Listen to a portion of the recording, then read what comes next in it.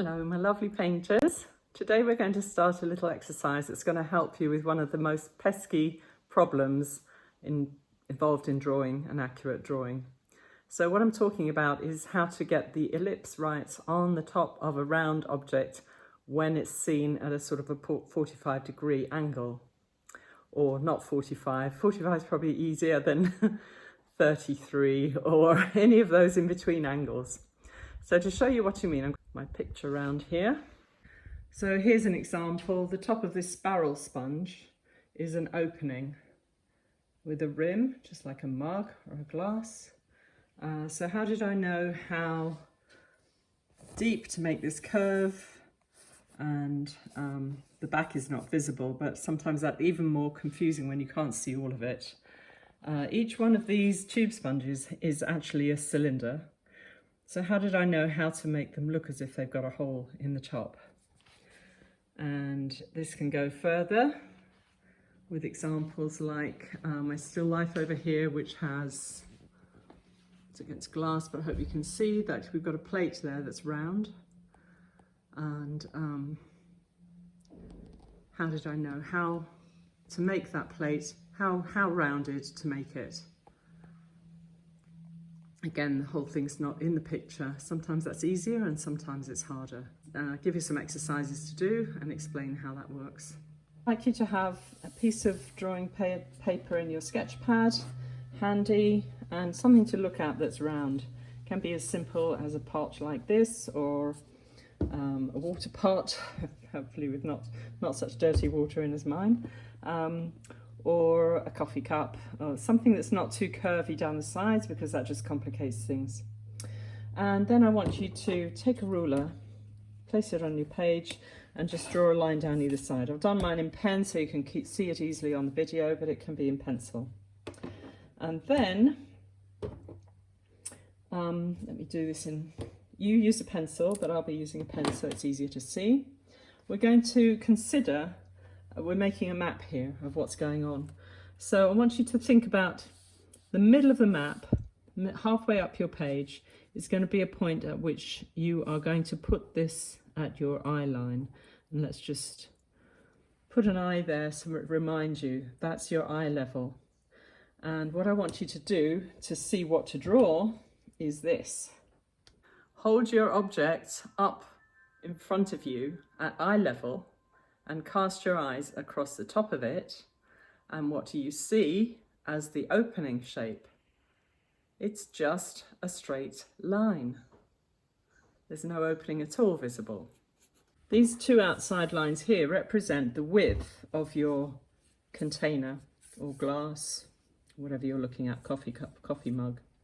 So when I hold this up to my eye level, all I see as the top is a straight line. You can't actually see the top at all. So if these represent the outside edges, the lines at the sides of your container, at this level I want you to just draw a line across. That's all you can see of the oval that would be representing the top of the lid. And then we're going to move that object down. If you started with it up here at your eye level, I want you to move it down, all the way down, whoops, and pop it on the desk. Here's my object, directly below me on the desk. And what I can see is that the shape of the top is a complete and full circle. So that's what we're going to do as we move down here, and the object ends up right below you.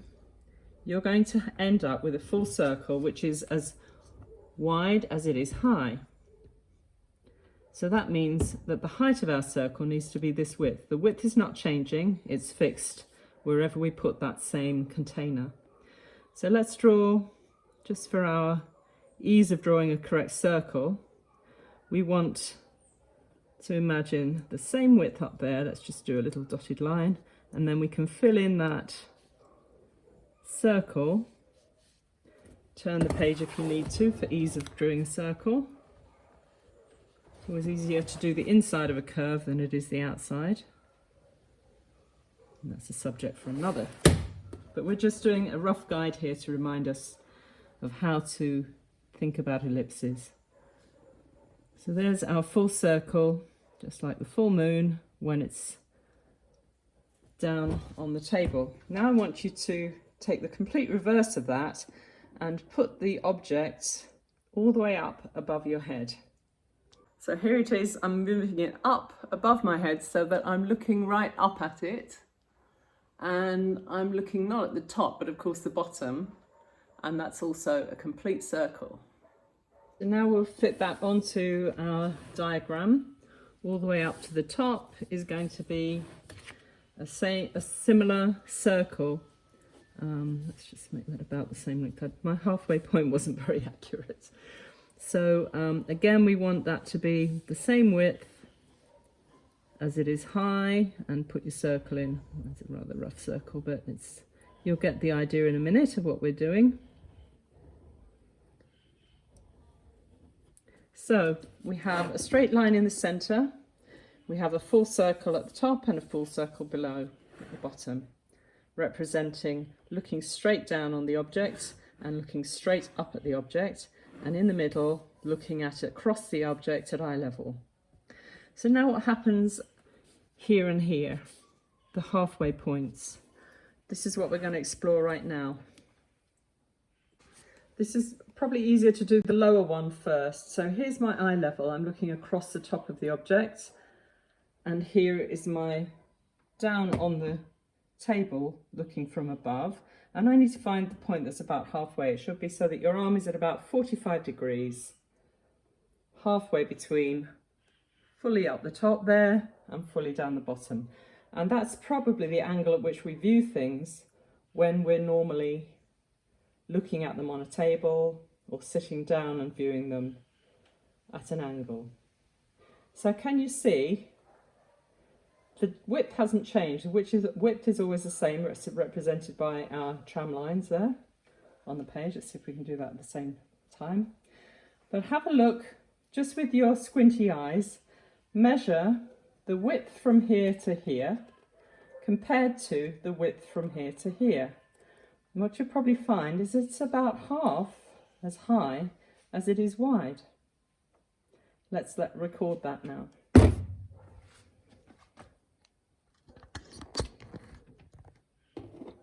So we're on this lower section, 45 degrees lower. So what we need, the width is the same, and we want an ellipse. Let's supposing it starts here. We want the ellipse to be half as high as it is wide. So imagine that center point there. Imagine an arc going round to the side.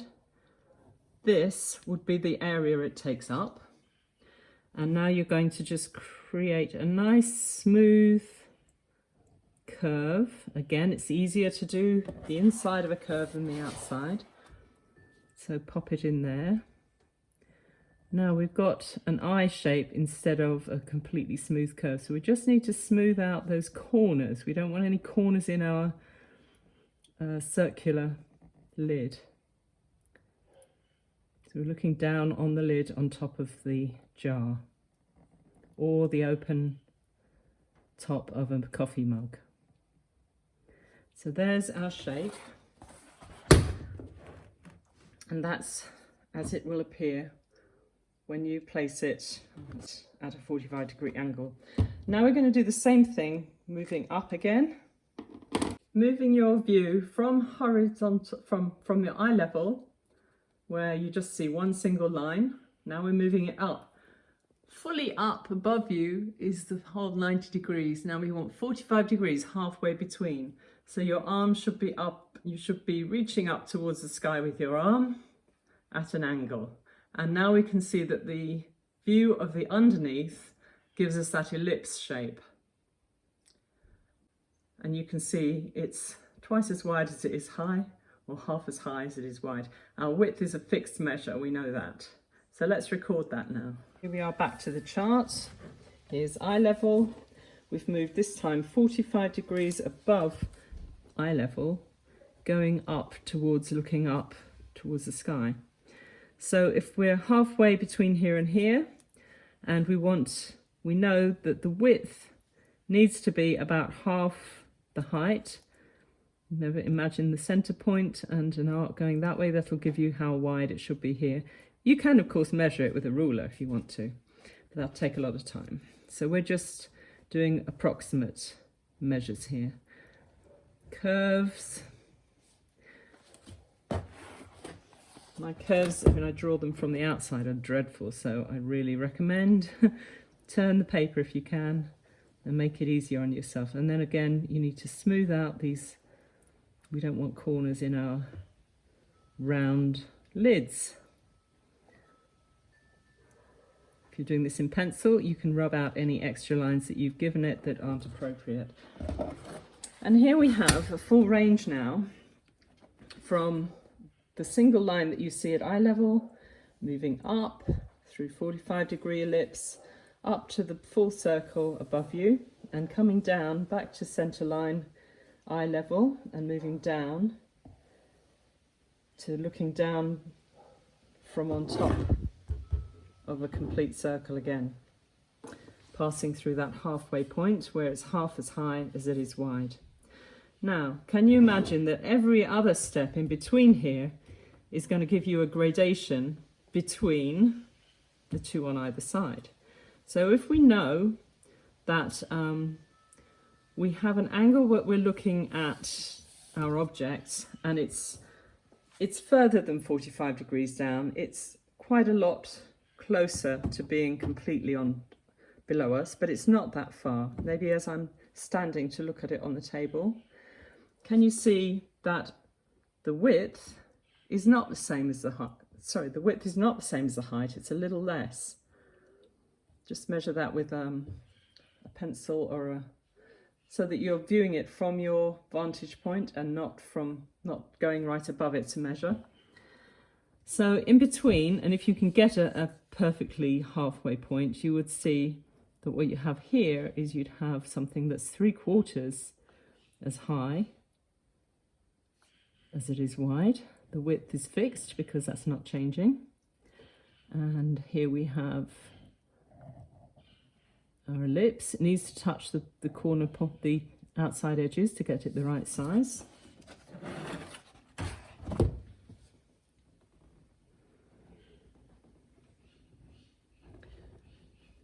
Here we're looking down on the lid from above. Our 3/4 position. And what about if we raise this up again and have it somewhere between 45 degrees, which is about there, and moving up towards eye level? What about halfway there?